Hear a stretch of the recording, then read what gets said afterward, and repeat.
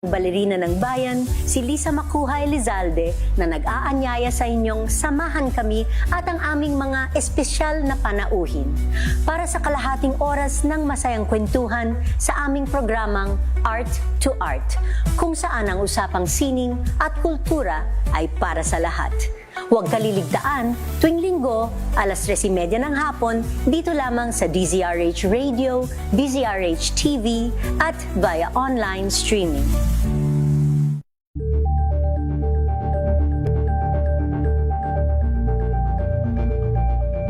Alamin ang mga maiinit na isyung pambayan, mga balitang kailangan mong malaman, usapin sa pamahalaan, politika, ekonomiya at kabuhayan. Ito ang mga dapat mong malaman, pakialaman at pag-uusapan dahil kayo ang tinig ng mamamayan dito sa Damdaming Bayan. Live sa DZRH Radio, DZRH TV at DZRH Digital. Kasama sina Lakay, Deo Macalma at Elaine Apit. Araw-araw, Lunes hanggang Biyernes. Damdaming Bayan.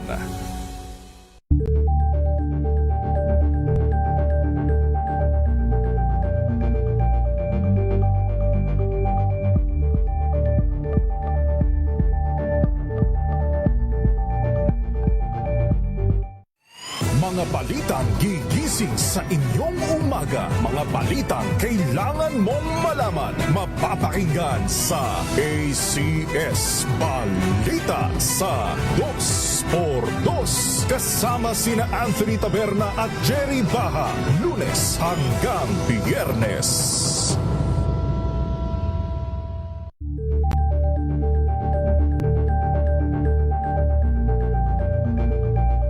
Curious ka ba sa maraming bagay? Kami na ang bahala dyan. Aalamin, tutuklasin at bibigyang linaw namin ang mga katanungang bumabagabag sa inyong isipan. Sa programa kung saan ang bawat sagot ay galing lamang sa mga eksperto. Ang Expert's Opinion, tuwing linggo alas 3 ng hapon, dito lang sa DZRH TV. Sa loob ng 86 na taon, DZRH ang naging kaagapay ng mga Pilipino sa balita, sa serbisyo at sa bawat kwento. 86 na taon ng tiwala at sa mga darating pang taon, mas pinalakas at mas pinagtibay para sa Pilipino. DZRH, una sa Pilipinas, una sa Pilipino. Serbisyong tapat sa'yo, DZRH.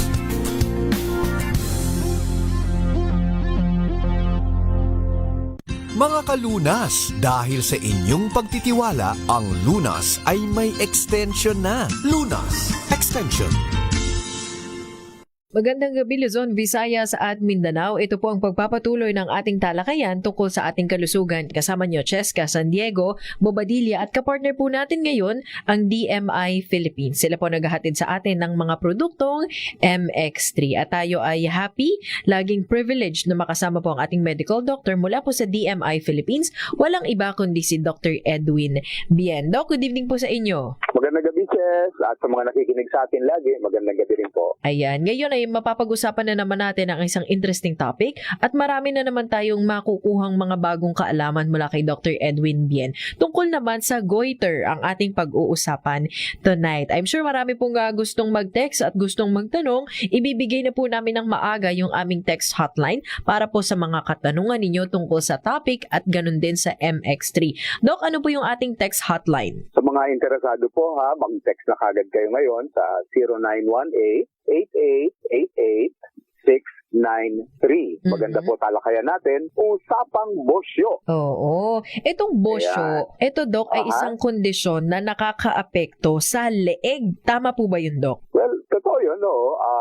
Maraming mga tao nakakakita ng mga malalaki ang leg at iniisip kagad nila goiter. Pero hindi naman po kasi lahat ng goiter, ibig sabihin lumalaki kagad ang leg. Yung iba nga, halos hindi napapansin eh. Pero may goiter sila. Oo, kasi when you say goiter, enlargement of the thyroid gland. Ibig sabihin, yung ating glandula na nandito sa ibabaw ng leg natin, na korteng butterfly, minsan lumalaki o namamaga. Ang tawag doon, goiter. Pero kailangan i-qualify pa ng doktor yon kung Okay. anong klase ng goiter yon. Pwedeng hyper, hypo, o kaya minsan infectious, o kaya minsan nodule o cyst lamang. So, ang goiter pala, Dok, ay isang generic term. Hindi ibig sabihin na yan ay lumalaki o hyper o hypo. Basta pag sinabing goiter, may problema ka sa iyong thyroid. Ganon yun, Dok. O, nakakita ka na ba ng palaka? Tapos pinalalaki niya yung leg niya? Oo, Dok. Parang lumulobo. Okay ba?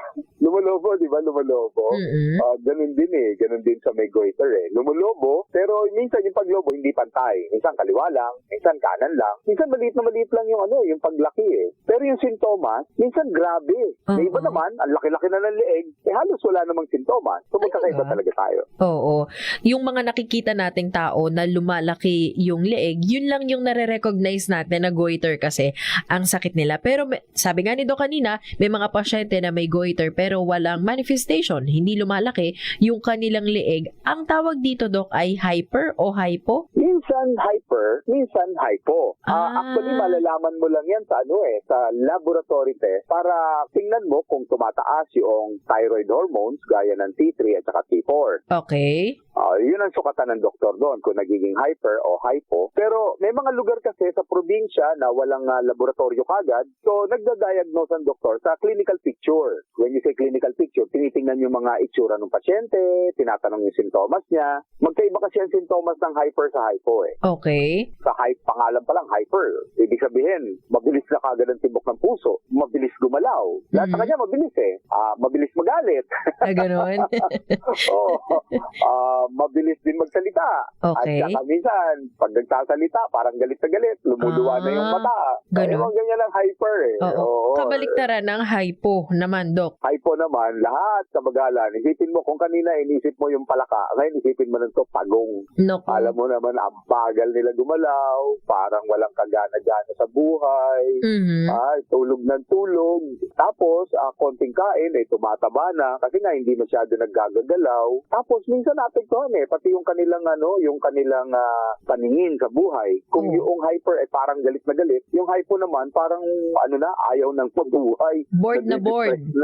Bored na board, nadidepress tuloy. Yan ang hypo. Tsaka nanlalamig ang hypo Samantalang yung hyper, nag-iinit. Pero Doc, bukod sa mga sintomas na nararamdaman physically, yung paglaki kasi ng leeg, pwede bang masabi yan na, nako, maswerte pa nga yung iba na hindi lumaki yung leeg kahit na mayroong goiter? Yung sinasabi nilang nasa labas o nasa loob. Well, kamukha nga ng sabi natin, cosmetically, maganda, hindi lumaki yung leeg mo. Okay. Pero yung sintomas mo, andun pwedeng pa rin. mas malala pa. Tsaka minsan mas malala ka pa dun sa malaki yung leeg. Kasi may mga iba malaki ang leeg, walang nararamdaman walang masakit, except kung siguro may condition ka na pamamaga ng thyroid. Ito ay nadiskubre niyang isang Hapon. Ang pangalan niya si Dr. Hashimoto. Kaya ang tawag niya, Hashimoto's thyroiditis. Mhm. Isang uri ng inflammation sa thyroid, pamamaga, pero wala namang pagtaas ng thyroid hormone. Yun ang pagkakaiba dito kay Hashimoto's thyroiditis. Hindi natin malaman bakit. Bakit mga Hapon pa nakadiskubre? Sila nga ay mahilig kumain ng isda, hindi ba? Sinasabi kasi yung mga hypo, kulang daw ng kain ng isda dahil wala silang masyadong iodine. Yung na mga hyper, nasobrahan naman daw ng iodine. In a way, may mga punto sila. Pero Doc, wala pa bang lumabas na pag-aaral na may correlation talaga yan? Kasi sabi mo nga, yung mga Hapon, mahilig pa nga kumain ng hilaw na isda yan, di ba, Doc? Mahilig sila. So, dapat, kumpleto sila ng iodine, Pero still, some of them develop goiter kahit na kumpleto naman sila ng iodine. Pero iba naman yung nakikita sa kanilang mga problema sa thyroid. Ang nakikita sa kanila, mga cyst at saka mga nodule. Iba yung cyst, Chesa, hindi lumalaki yung buong thyroid, kundi nakakakita sila ng parang holen na nakapatong doon sa leeg nila, sa thyroid nila. Yan ay... Ang laman nun, likido, parang tubig. Hindi na yan part nung mismong thyroid gland. Well, parte pa rin, pero parang nakapatong siya o minsan nakapaloob siya, pero hiwalay siya doon sa thyroid gland talaga. Okay. Cyst siya, cyst. Pwede bang sabihin na parang may tumubong kuntil na medyo lumaki sa iyong thyroid? Yes. Yes. Parang gano'n na nga, oo. O parang malaking bulutong tubig. Parang Oo. gano'n din, na ang Oo. laman ay likido. Mhm. Pero minsan, hindi likido ang laman, minsan solido. Minsan, pag hinawakan mo, walang tubig sa loob, kundi talagang solid na solid siya. Parang muscle, Ang Doc. tawag, oo, parang muscle siya talaga, parang kulani, ang dating. Pero nasa harapan ng leeg mo. Kaya ang tawag ng mga doktor doon solid nodule. Yan. So, yung cyst at saka solid nodules, minsan nagbibigay din yan ng sintomas sa pasyente na akala mo may hyperthyroidism siya. Oo. Akala mo hyper din siya. Kaya lang, medyo mas nag-aalala ang doktor sa solid nodule. Oo. Kaya minsan pinapa-scan nila yan thyroid scan kung tawagin. Kasi pag solid nodule daw, tapos nag-aalala yung doktor dahil bakit mabilis ang pangangayayat ng isang tao. Baka mamaya nagiging tumor na yung bukol. Ayun. So, kailangan ipa-check talaga kung ang mga pasyente natin o yung mga nakikinig sa atin ngayon at nanonood, Doc, ay mayroong nakakapang bukol sa kanilang leeg sa bandang harapan, maaaring yan ay may kinalaman po sa thyroid. Paano ba i-check? Sa pamamagitan ng ating mga sariling kamay, Doc, pwede ba yung mismong pasyente kami sa bahay mag-check anytime? Maaari, oo. Gagawin lamang ay titingala kayo, gamitin ang inyong dalawang daliri. O, Yung sabay-sabay. Akala mo ikaw ay pumoposing ng picture ng Korean na magkadikit ang iyong hintuturo at saka ang iyong thumb. Okay. Naka-heart shape. Okay. Naka-heart shape at ipatong yan dito sa iyong harapan ng leeg. Oo. Sa totoo lang, kapag ginawakan mo yan, ang dapat na mahahawakan lang po ninyo mga kaibigan, parang mga sing-sing. Yan ay yung thyroid cartilage. Mhm. Cartilage yan para daluyan ang hangin natin. Okay. Ngayon, sa ibabaw niya nakapatong yung thyroid gland, dapat hindi nyo halos makapa yung thyroid gland, parang balat lang nakakapa nyo. Okay. Pero kapag halimbawa pinindot-pindot mo yung ilalim ng balat mo at may nakapa ka, akala mo ikaw ay kumapapa ng manipis na hamburger, malamang lumalaki na yung thyroid gland. Pero Doc, yung mga listeners natin habang ginagawa yung checking na tinuro mo po, paano madi-differentiate? Yung ibang leeg, Doc, halimbawa medyo mataba yung pasyente. Madi-differentiate ba niya yung taba lang nung mismong balat ng kanyang leeg versus dun sa kapal na sinasabi mong parang foam ng bra ng babae, Doc? Oo May mga ibang tao kasi na talagang kapag ang leg nila medyo makapal, mahirap nga namang malaman o kapain. So, nagre-rely tayo sa ibang sintomas pa. Ang gagawin na lang po ninyo ngayon, yun namang hintuturo ninyo at middle finger, pwede po ninyong ilagay ngayon dito sa ilalim ng wrist ninyo. Parang Wrist? kumakapakay ng pulso. Okay. Yung pagkapa ng pulso, normally, sa isang tao, nasa 80 hanggang 100 na tibok lamang yan. Yung mga hyperthyroid po, makikita nyo, parang ang bilis-bilis at ang lakas-lakas ng tibok.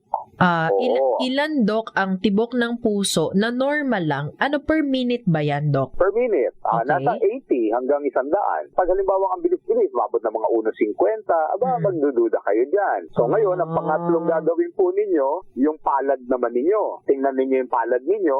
Yung pong palad ninyo, ipatong nyo naman sa ilalim po ng kaliwang dibdib ninyo. Oh. Kapain mo naman ngayon yung heart rate mo. Normally, hindi mo dapat nararamdaman ang tibok ng puso mo kapag yung kamay mo nasa ibabaw ng dibdib mo. Pero pag nararamdaman mo yan at yung kamay mo itinutulak na, para kang kabang-kaba, malamang yung sintomas na yon ng thyroid, hyperthyroidism. Yung iba ba, Doc, pag minsan tinitignan mo yung dibdib, gumagalaw pa yung damit? Gumagalaw pa yung damit o kaya sa ilalim ng leeg. Alam mo ba yung tinitingnan ng mga sa kababaihan kung daw sila ay buntis? Dito, di ba? Oo. Sa may ilalim ng leeg, nakikita nila tumitibok-tibok din daw doon. Maaari mo rin makita sa hyperthyroid yun. Ayun.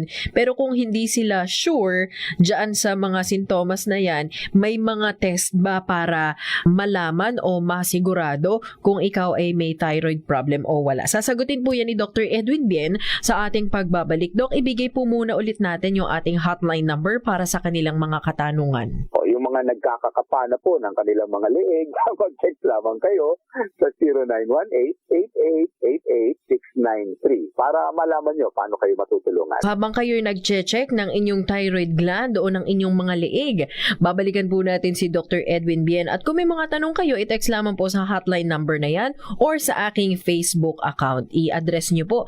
Dr. Edwin Bien, ang ating guest at pinag-uusapan natin ay goiter. Kung may tanong kayo, i-message nyo po. Magbabalik tayo matapos lamang ang ilang paalala.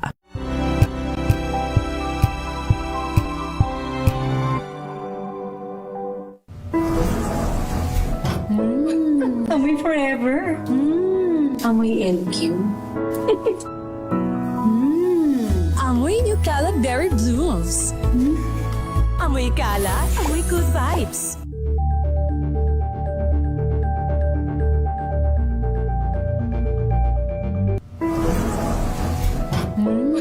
Amoy forever. Amoy LQ. Amoy New Calad Berry Blooms. Amoy kalat, amoy good vibes.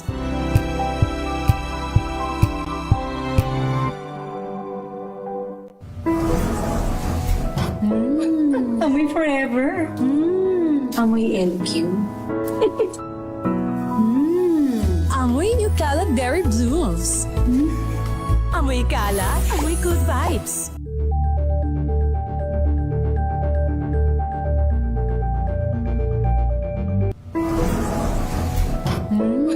Amoy forever.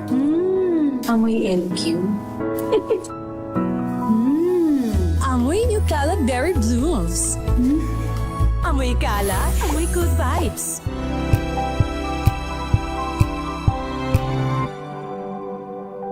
Hello, Washi! Laundry day na naman! Yay! Anong meron? Mancha ng chocolate, Oh. putik, may libag pa! Kaya natin yan! With Pride Washing Machine Detergent, may triple stain-away formula. Tanggal ang makapit, madikit, at malupit na dumit mancha. Kaya easy-easy ang labada. Mula noon hanggang ngayon! All you need is pride. All you need is pride. ACS.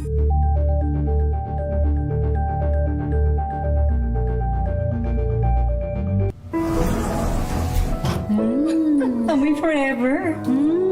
Amoy LQ. Amoy New Calad Berry Blooms. Amoy kalat, amoy good vibes.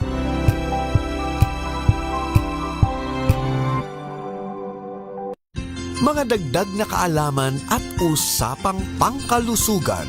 Lunas Extension. Balik tayo sa ating talakayan. Kasama po ninyo, Cheska San Diego Bobadilla. Kapartner po natin ang DMI Philippines. Sila po naghahatid sa atin ng food supplement na MX3. At ang medical doctor na kasama po natin sa linya, si Dr. Edwin Bien, pinag-uusapan natin ang sakit na kung tawagin ay goiter o problema sa thyroid. Bukod dun sa mga sintomas, Doc, na iyong nabanggit, kung sila ay hindi pa rin sure kung ang nararamdaman nila ay may kinalaman sa goiter o hindi, may mga test ba na pwedeng gawin, Doc? Well, papupuntahin sila sa laboratorio at ang pinakasimple at mura na test diyan ay sa dugo na kung tawagin ay T3, pangalawa ay T4, pangatlo yung TSH. Ito ay mga senyales kapag tumataas ang T3 at saka T4 na tumataas din ang thyroid hormone ninyo na maaaring hyperthyroid kayo. Kapag baba naman ng TSH, yan naman ay senyales na ganoon din, nagiging hyper po tayo. Oo. So, pag nagpakuha sila ng dugo, yung tatlong yon TSH, oo, T3 at saka T3. T4. Sabay-sabay ng malalaman po ba yan, Doc? Opo, sabay-sabay na yan. At yan ang gagawing basihan ng doktor sa gamutan ninyo kung gaano karami ang dosages po ninyo. Okay. Pwede rin mag-request ang doktor ng ultrasound. Pinapa-ultrasound ng thyroid para malaman kung may tumutubong ang cyst dito o lumalaki. At kung medyo may budget pa at hindi pa rin kontento sa diagnosis, pwede rin magpa-thyroid scan. Doon, medyo definite na makikita ang sukat ng thyroid gland. Oo. Yun ang pinaka-accurate, Doc. Opo, sa sukatan at the same time para malaman kung kayo ay hot or cold. Hot mama and cold mama. Ganon? Parang yung nodule.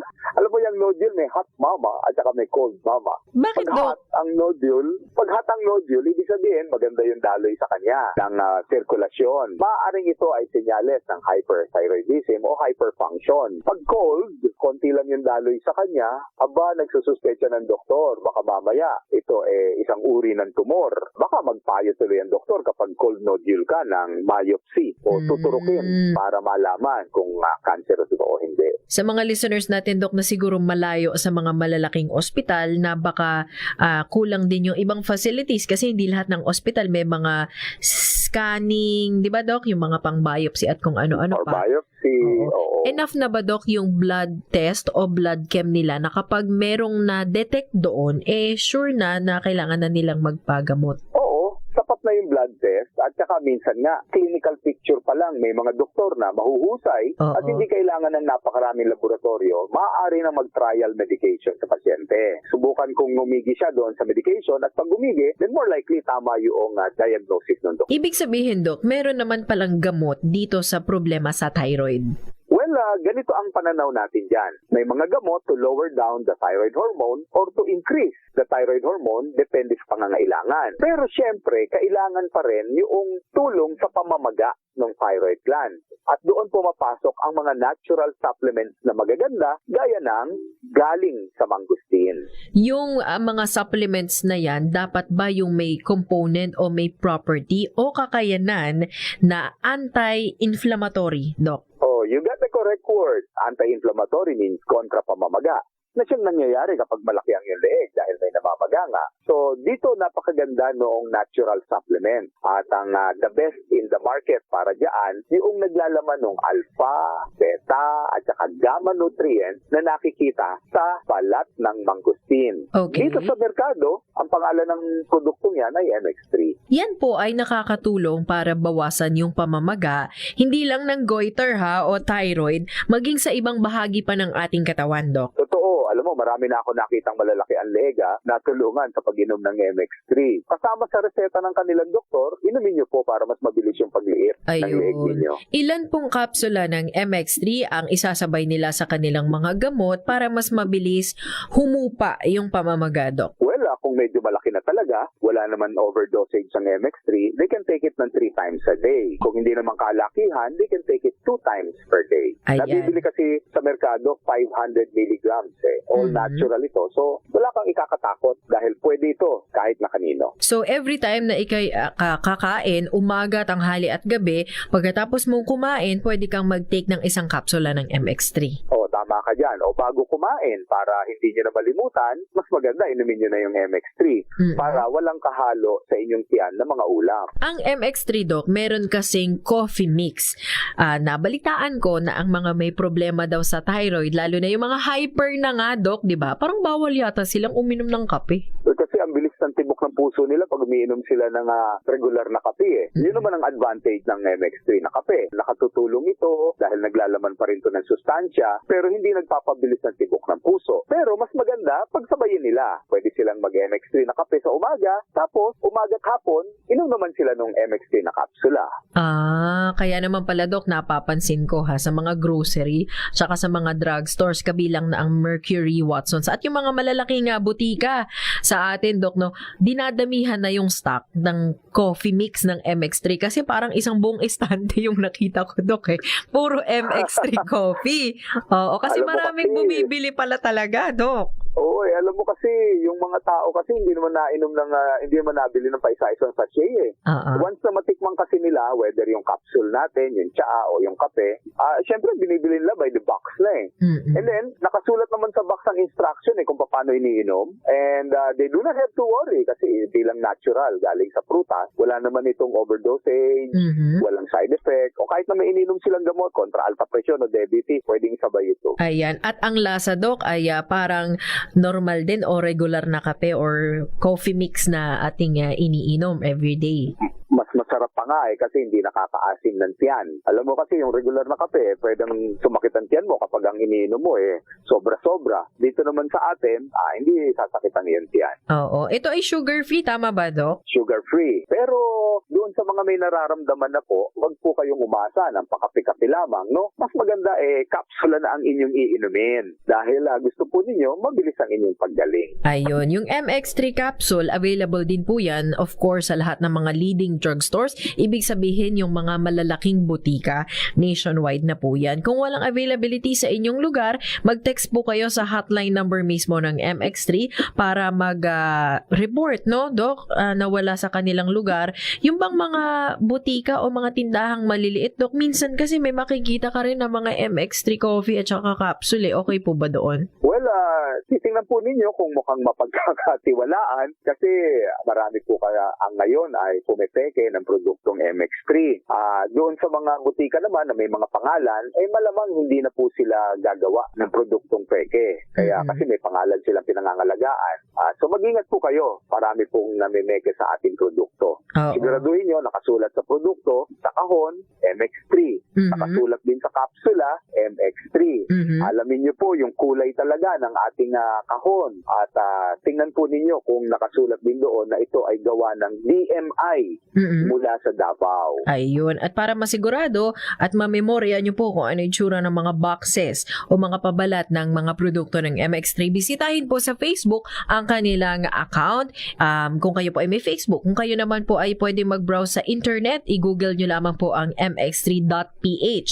Nandyan din po ang itsura ng mga produkto ng MX3, pati po yung suggested retail price. Para alam niyo, Doc, minsan may mga nag-o-offer daw kasi ng napakababang presyo at sinasabi MX3, di ba? Yung pabalat parehas eh. Magduda na po kayo dyan. Baka mamaya kung anong dinikdik na mga damo-damo ang laman po siya. Oo, tas ginaya lang yung box, Doc, no? Oo. Kaya para po hindi kayo magkamali, mag-research ng maigi sa inyo pong mga bibilihing produkto. Again, ang website po ng MX3 ay mx3.ph at ang hotline number kung kayo'y duda pa rin sa inyong bibilihing MX3 dyan sa inyong lugar. I-text po ang kanilang text hotline, Doc. 0918-8888-693. Ayan. Makapagtatanong po kayo dyan tungkol sa inyong kalusugan. Ayan. At bago tayo magtapos sa ating talakayan, Doc, ano po ang bili ninyo tungkol dito sa pinag-uusapan po nating goiter? Marami pa rin mga Pilipino ang nagkakaroon ng bosyo o goiter dahil sa kakulangan ng kaalaman. So kumain po tayo ng masusustansya at dagdagan po natin ng suplemento para makasiguro. Diyan naman po natin magiging kapartner ang MX3 at hatid nga po sa atin yan ng DMI Philippines. Isa pong kumpanya na nagmula sa Davao, Doc, no? At ngayon ay nagseserbisyo na ng kanilang mga produkto buong Pilipinas at maging sa abroad. Doc, para sa mga OFW natin at yung mga kababayan nating nakatira na sa iba't ibang bansa, may mga countries ba na available na po yung MX3? Well, available na po ito sa Europa. Okay na rin po ito sa Amerika. At tayo patungo na naman po doon para makapagsilbi. At dito po sa Asia, of course, alamin niyo lang po sa ating website kung nasaan po tayo. At hopefully, makapagpadala tayo doon sa lugar ninyo. Ayan. And for more information, sa website nga po at sa Facebook ng MX3, bisitahin niyo po at patuloy na sundan ang mga updates mula po sa MX3. Once again, Doc, maraming salamat. Maraming salamat mga kaibigan. Keep on feeling your neck. Magandang gabi sa inyo lahat. Ayan. Kapa muna ha. Luzon, Visayas at Mindanao. Iwas po tayo sa goiter. Tamang pagkain, tamang pahinga, ehersisyo. At syempre sabayan po ng mga vitamins, minerals, and food supplements. Kabilang po dyan ang MX3. Yan na po ang kabuuan ng ating naging talakayan sa ating programa. Nakasama po natin Dr. Edwin Bien. Nakasama nyo rin Cheska San Diego, Bobadilla. Maraming salamat po sa inyong lahat. Luzon, Visayas at Mindanao. Mga kalunas, hanggang bukas dito sa Lunas Extension.